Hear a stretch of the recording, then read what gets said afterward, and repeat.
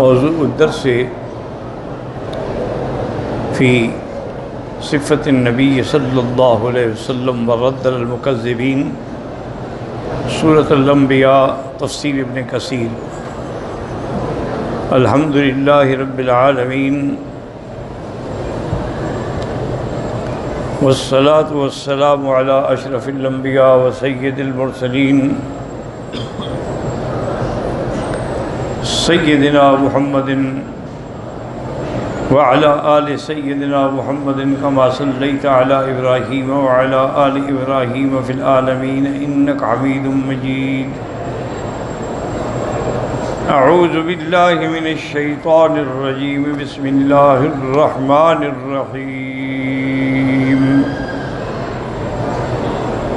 اقترب للناس حسابهم فهم في غفلة معرضون، ما يأتيهم من ذكر من ربهم محدث إلا استمعوه وهم يلعبون، لاهية قلوبهم وأسروا النجوى الذين ظلموا هل هذا إلا بشر مثلكم أفتأتون السحر وأنتم تبصرون، قال ربي يعلم القول في السماء والأرض وهو السميع العليم، بل قالوا أضغاث أحلام بل افتراه بل هو شاعر فَلْيَأْتِنَا بِآيَةٍ كَمَا أُرْسِلَ الْأَوَّلُونَ،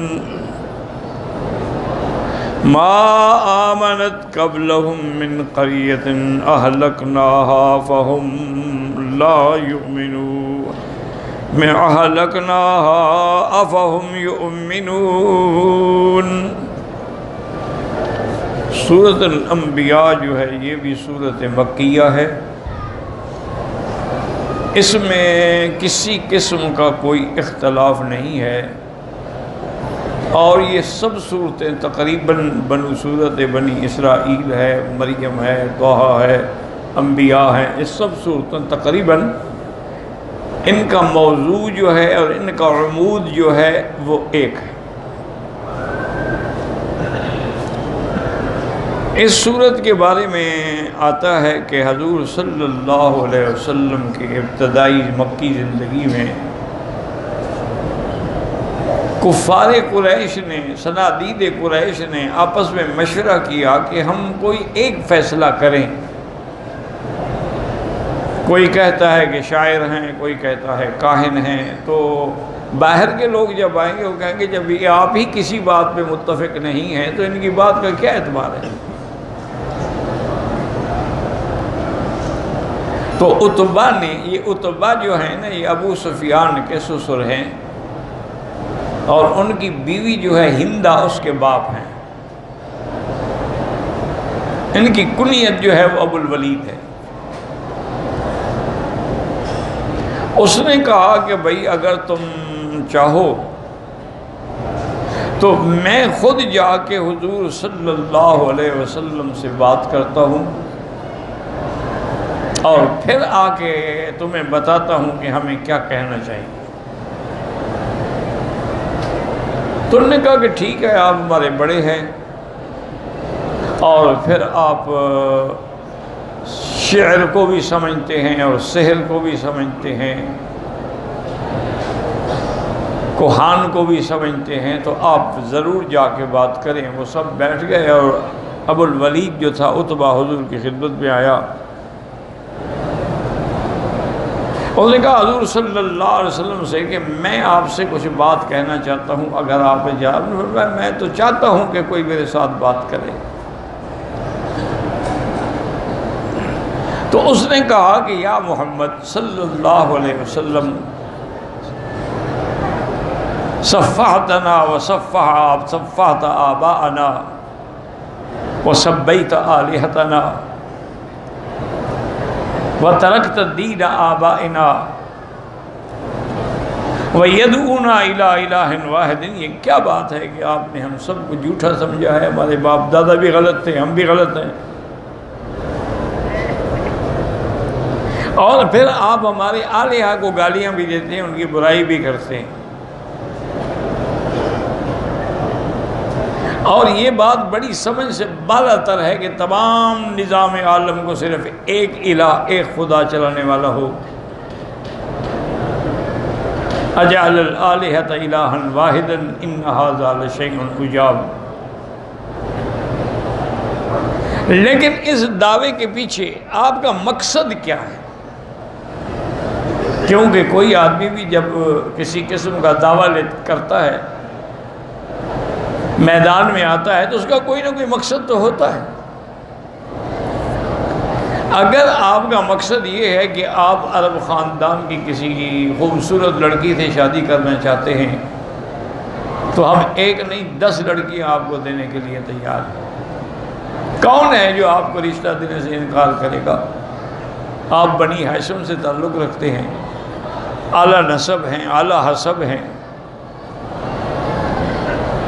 اور اگر یہ نہیں ہے، آپ کو یہ خواہش ہے کہ میرے پاس بہت مال آ جائے، دولت آ جائے، دنیا آ جائے، تو ہم سارے مکے والے مل کے جتنا چاہیں آپ کو جمع کر کے دینے کے لیے تیار ہیں۔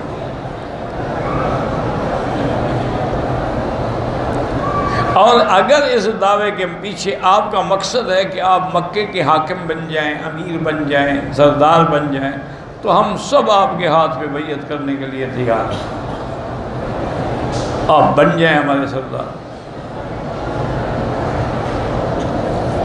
اور اگر یہ ساری چیزیں نہیں ہیں تو مسئلہ یہ ہے کہ پھر آپ پر کوئی سحر ہے، کوئی اثر ہے، کوئی بیماری ہے، تو ہم آپ کا علاج کرانے کے لیے بھی تیار ہیں۔ یہاں بڑے بڑے پرانے وید اور پرانے حکیم موجود ہیں۔ حضور سنتے رہے، جب اس نے بات ختم کی تو آپ نے فرمایا ابو الولید تمہاری بات ختم ہو گئی؟ اور ہاں یا رسول اللہ۔ تو آپ نے پھر سورۃ حامیم تنزیل الکتاب پڑھنی شروع کی، اور وہ بیٹھا ہوا حیران ہو کے سن رہا ہے۔ جب حضور اس آیت پہ پہنچے کہ فَإِنْ أَعْرَضُوا فَقُلْ أَنذَرْتُكُمْ صَاعِقَةً مِثْلَ صَاعِقَةِ عَادٍ وَثَمُودَ، کہ اگر آپ کی باتوں کو سن کے، قرآن سن کے یہ پھر بھی انکار کرتے ہیں، تو آپ ان کو بتلائیں کہ میں تمہیں ڈراتا ہوں کہ تم پر بھی وہی قوم عاد و سمود والی کو بجلی اور اللہ کا قہر نہ گرے۔ جلدی سے ابو الولید نے حضور کے منہ پہ ہاتھ رکھ لیا کہ بس بس یا رسول اللہ بس، اور وہاں سے اٹھا۔ جب سرداروں نے دیکھا، دور جو بیٹھے ہوئے انتظار میں تھے، انہوں نے کہا معلوم ہوتا ہے کہ اب ابو الولید کا چہرہ بھی بدلا بدلا لگتا ہے، ہو سکتا ہے اس پر بھی حضور کی باتوں نے اثر کر دیا۔ بہرحال وہ آئے اور اس سے ملے، اس نے کہا دیکھو بات سنو، میں نے حضور سے آج جو کلام سنا ہے، واللہ لیس بسحر ولا بشعر ولا بکہانت، نہ وہ جادو ہے، نہ شعر ہے، نہ کہانہ ہے، وہ تو کوئی نرالا کلام ہے۔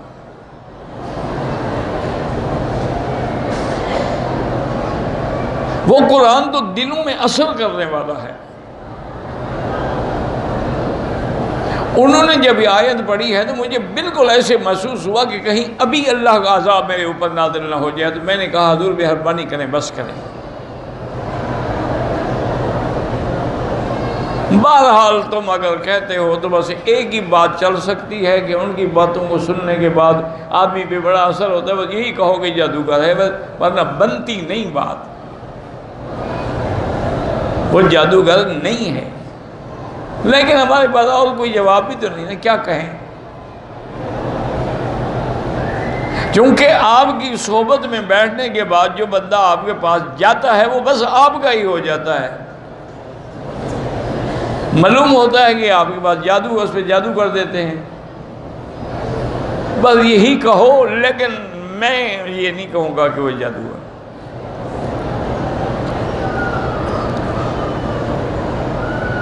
اس کے بعد ایک اور عجیب واقعہ پیش آیا۔ قبیلہ ارش کا ایک آدمی مکے میں آیا اور اس کا کاروبار تھا کہ وہ بڑے قیمتی اونٹ لے آتا تھا اور وہ بیچتا تھا۔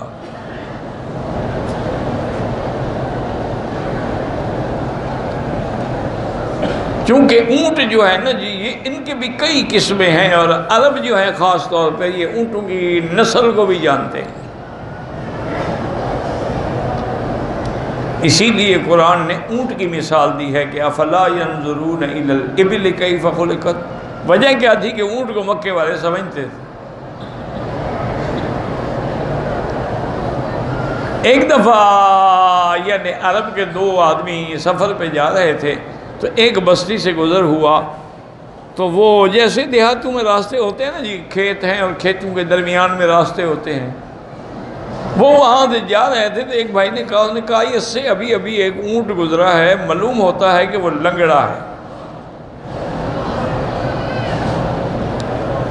دوسرے بھائی نے کہا کہ بھائی صرف لنگڑا نہیں معلوم ہوتا ہے، وہ کانا ہے، آنکھ بھی اس کی ایک ہے۔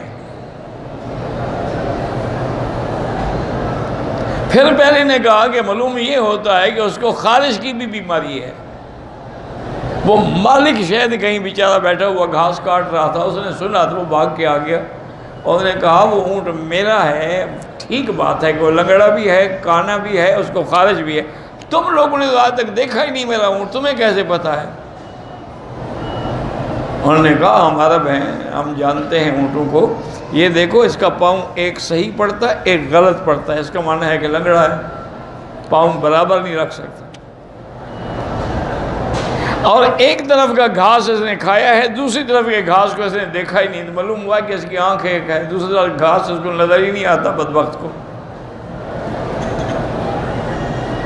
اور اس نے کہا کہ اچھا یہ بات تو ٹھیک ہے، لیکن خارش کا کہہ رہے ہیں؟ انہوں نے کہا یہ دیکھو یہ درخت کھڑا ہے، اس پر اس کی کھال لگی ہوئی ہے، وہ اس کے ساتھ کھڑے ہو کے خارش کرتا رہا ہے، تو اس کے کھال کے ٹکڑے جو تھے نا اس درخت کو لگ گئے ہیں۔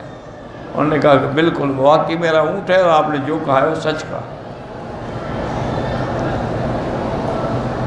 بڑے قیمتی اونٹ ہوتے تھے نا، جیسے ابو جہل کی جو خاص اونٹنی تھی نا، تو حجۃ الوداع کے موقع پر حضور پاک اس کو ساتھ لائے تھے ذبح کرنے کے لیے۔ تو قریش کے بعد لوگوں نے درخواست کی کہ ایک اونٹنی کے بجائے آپ 100 اونٹنی لے لیں، یہ ہمیں دے دیں۔ حضور نے فرمایا کہ بالکل۔ اللہ نے اس کے مالک کے غرور کو بدر میں توڑا ہے، اس کا غرور آج میں مینا میں توڑوں۔ یعنی اتنی قیمتی اونٹنیاں ہوتی تھیں۔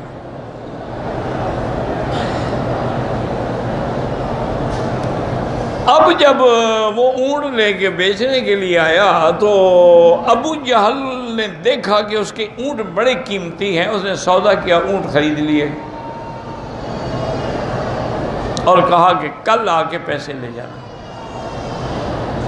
انہوں نے کہا ٹھیک ہے، سردار ہے مکے کا، اب یہ ایسی بات تھوڑی ہے کہ جھوٹ بولے گا یا میرا مال کھا جائے گا۔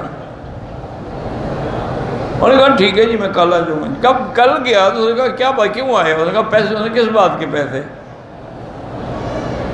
اور بھائی آپ نے میرے اونٹ لیے، انہوں نے کہا میں نے پیسے آپ کو دے دیے۔ اب وہ پریشان ہوئے،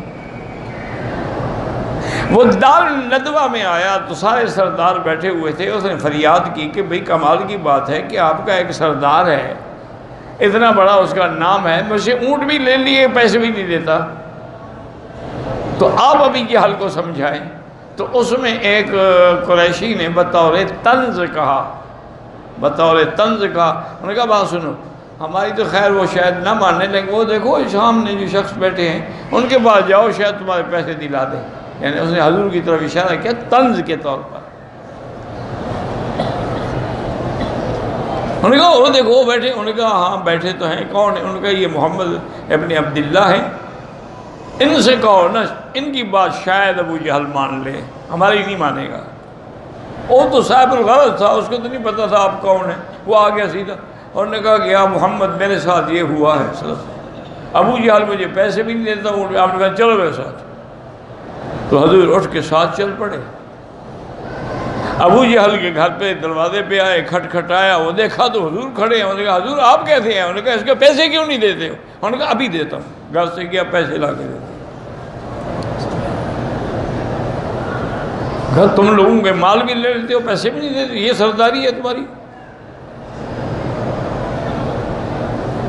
تو اس طرح کے واقعات کئی دفعہ پیش آئے، اور بعض اوقات کفار قریش نے آپ سے عجیب عجیب مطالبے کیے کہ جی آپ ایسا کریں کہ آسمانوں سے فرشتہ اترے اور اس کے پاس اللہ کی طرف سے ہمارے نام پہ لکھا ہوا خط ہو، اس میں ہمارا نام بھی ہو، اور یہ بھی ہو کہ تم میرے نبی پر ایمان لے آؤ، پھر ہم ایمان لائیں گے۔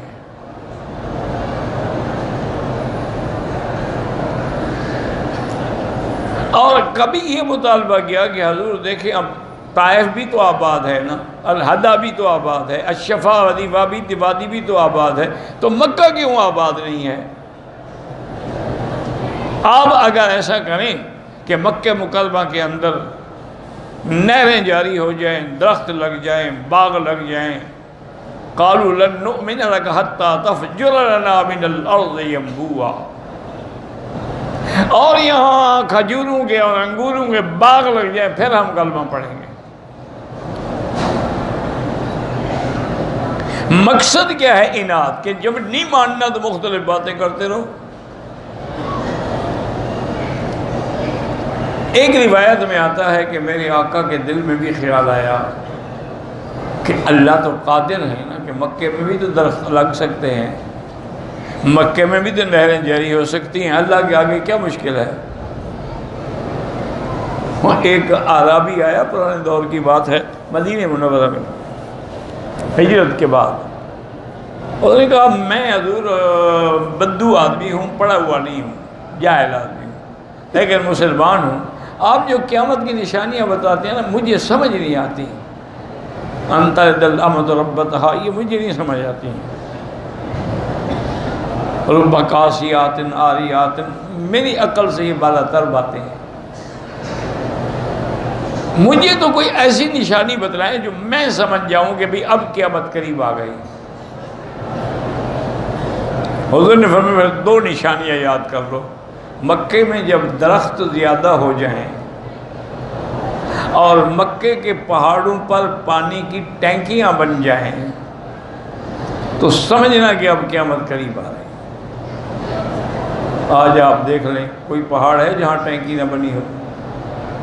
اب 1400 سال پہلے تو حضور کے علم نہیں تھا نا کہ یہاں ٹینکیاں بنیں گی، یہ تو اللہ کی وحی تھی۔ آج سے 30 سال پہلے 20 سال پہلے جو لوگ آ رہے ہیں ان سے پوچھیں گے آپ کو کبھی کوئی درخت نظر آتا تھا مکے میں؟ اب جس سڑک پہ جاؤ درخت ہیں، مینا عرفات میں تو درخت بھرے ہوئے ہیں، ایک درخت بھی نہیں ہوتا تھا، ایک۔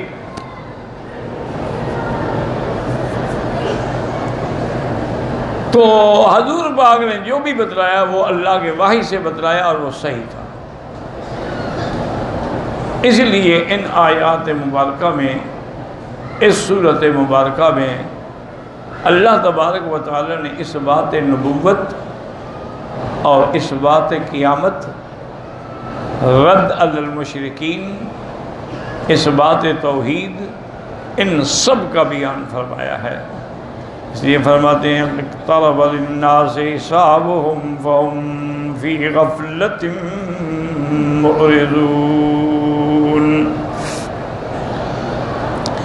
ما یأتیہم من ذکر من ربهم محدث الا استمعوه وهم يلعبون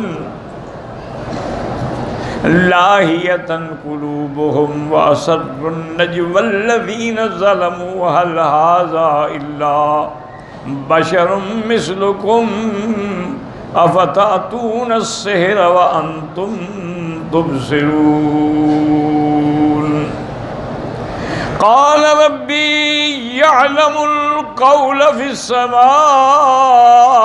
والارض وهو السمیع العلیم بل قالوا أضغاث أحلام بل افتراه بل هو شاعر فلیأتنا بآیۃ کما ارسل الاولون ما آمنت قبلهم من قریۃ اہلکناہا افہم یؤمنون۔ قال المؤلف والمفسر رحمہ اللہ تعالی ادام النفع بعلومه وعلومكم في الدارين آمین الی ان قال هذا تنبیہ من اللہ عز وجل على اقتراب الساعة ودنوها۔ ان آیات میں تنبیہ ہے اللہ کی طرف سے کہ قیامت قریب آنے والی ہے، اور لوگ جو ہیں وہ اپنے دنیا میں پڑے ہوئے ہیں، مست ہیں، ان کو خیال ہی نہیں ہے کہ ہم نے مرنا ہے اور قبر ہے اور حشر ہے۔ وَإِنَّ النَّاسَ فِي غَفْلَةٍ عَنْهَا اَيْ لَا يَعْمَلُونَ لَهَا وَلَا يَسْتَعِدُّونَ مِنْ أَجْلِهَا، نہ تو وہ آخرت کے لیے کوئی عمل کر رہے ہیں اور نہ آخرت کی تیاری کر رہے ہیں۔ وقال النسائی حدثنا احمد بن نصر قال حدثنا هشام بن عبد الملك ابو الولید الطیالسی حدثنا ابو معاویہ قال نامش النبی صالح النبی سعید النبی صلی اللہ علیہ وسلم فی غفلت معرضون۔ قال فی الدنیا، غفلت سے مراد کیا ہے کہ دنیا کے اندر پڑے ہوئے ہیں، دنیا کے اندر غفلت پہ پڑے ہیں، اسی لیے اللہ فرماتے ہیں اتا امر اللہ فلا تستعجلوا، اللہ کا حکم گویا کہ آ گیا ہے، جلدی نہ کرو، قیامت آنے والی ہے۔ اقتربت الساعۃ وانشق القمر، اللہ نے فرمایا کہ قیامت قریب آ گئی اور چاند دو ٹکڑے ہو گیا۔ وَإِن يَرَوْا آیَةً يُعْرِضُوا، اور جب یہ کوئی معجزہ دیکھتے ہیں تو اعراض کرتے ہیں، منہ پھیرتے ہیں۔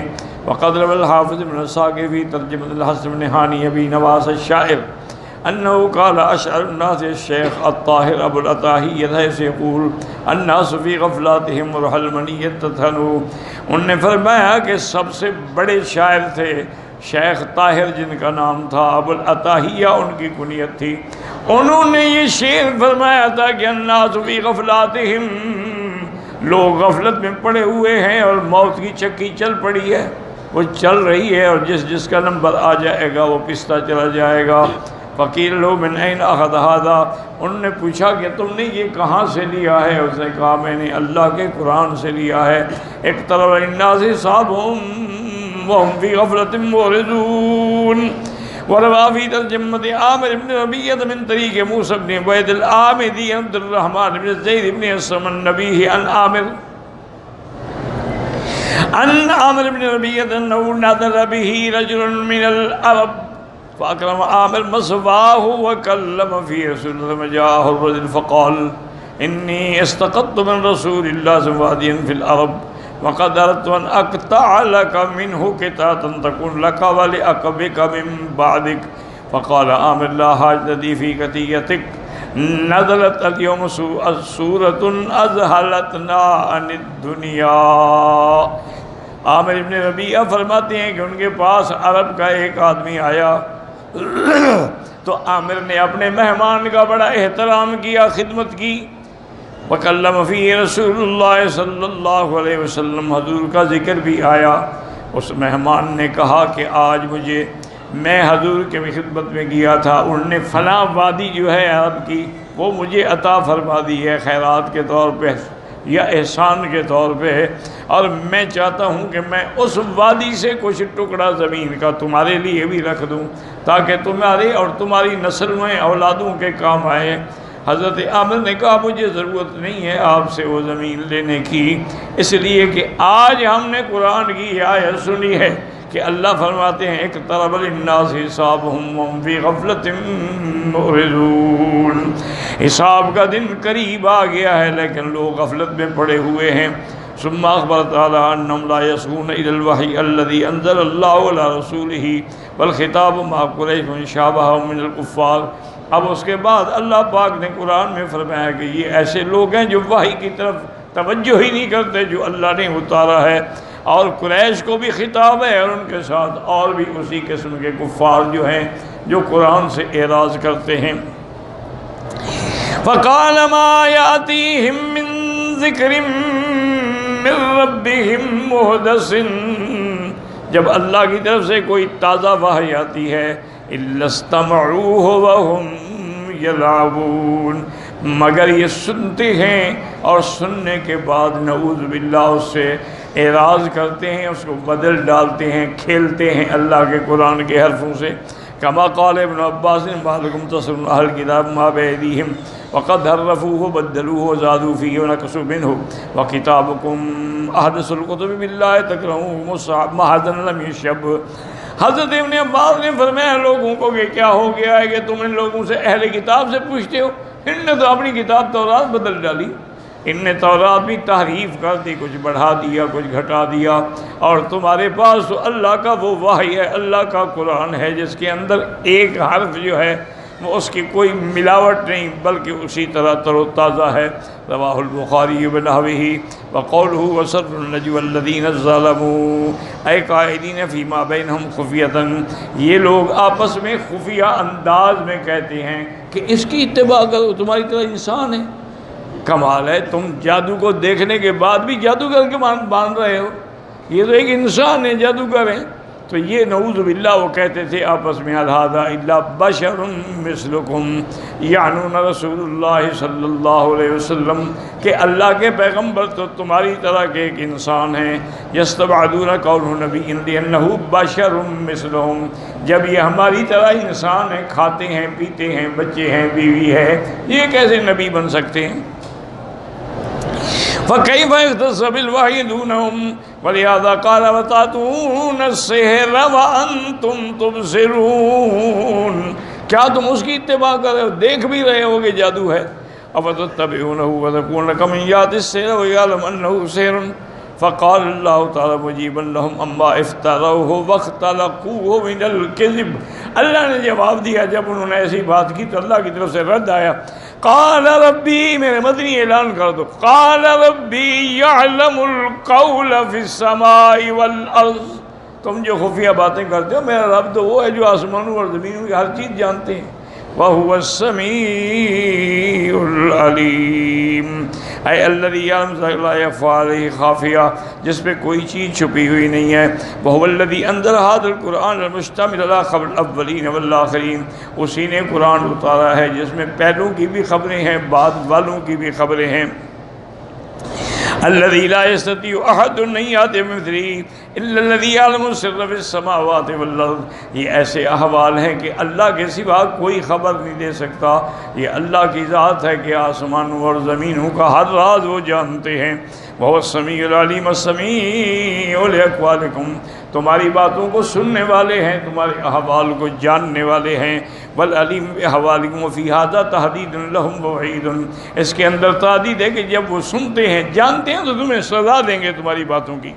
وَقَوْلُوا بَلْ قَالُوا أَضْغَاثُ أَحْلَامٍ بَلِ افْتَرَاهُ هَذَا إِخْبَارٌ تَعَنُّتِ الْكُفَّارِ بِإِلْحَادِهِمْ وَاخْتِلَافِهِمْ فِي مَا يَصِفُونَ بِهِ الْقُرْآنَ وحيرا فيه وذلال من فتيجعلون السحر تارة يجعلون شعرا وتارة يجعلونه أضغاث أحلام وتارة يجعلونه مفترا، اللہ نے فرمایا بلکہ یہ ظالم کہہ رہے ہیں یہ تو خیالات ہیں، جیسے آدمی کو دن میں خیال تو رات کو اس کو نظر آ جاتا ہے، یہ ان کا تعنت ہے، ان کا الحاد ہے، ان کا اختلاف ہے، ان کی حیرت و ضلال ہے، کبھی کہتے ہیں جادو ہے، کبھی کہتے ہیں شعر ہے، کبھی کہتے ہیں اضغاث و احلام ہے، اور کبھی کہتے ہیں کہ اللہ کے پیغمبر نے قرآن خود بنایا ہے۔